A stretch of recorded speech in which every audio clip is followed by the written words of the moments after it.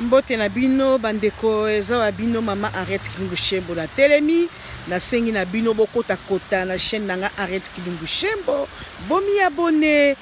yango wana bokota kota bandeko na ngai bokota kota na chaîne na ngai Arrête Kilumbu Shembo bokota bomi abonné bokomona makambo ya kitoko bokomona makambo ya kolamba bokomona makambo ya conseil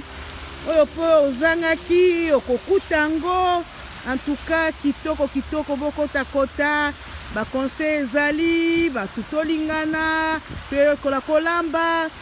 eza batu mususu bazanga biloko mususu babi kolamba na kati te soka koti chaîne Adine Bola TV ya kokuta akoti epa Henriette Kilumbu Shembo akokutango tosengi na bino penza bandeko bokota kota penza po bozobakisa na pesi na mpe merci na ba o bakotaka deja po bazobakisa 1+1 na kati ba o bapesaka biso ba conseil ke omoni place osalaki mama il faut bongisa na bo bapesaka biso penza ba encourageaka biso topesi bino penza ba merci nzambe apambola bino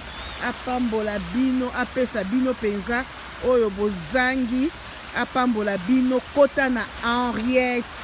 Kilumbu Shembo ezui please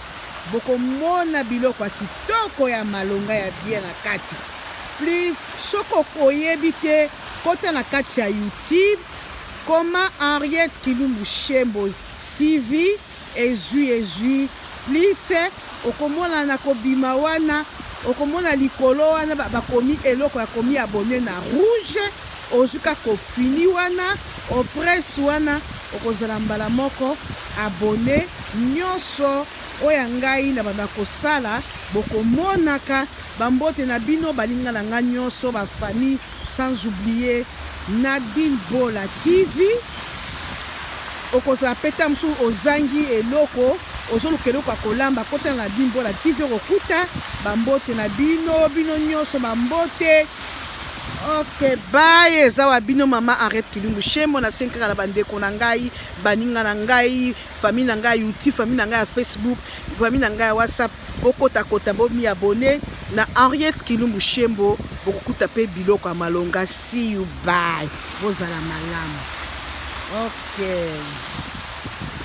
see you, bye. Ezaka publicité bokota bomi abonné na Arrête Kilumbu Shembo bokota bomi abonné. Ok.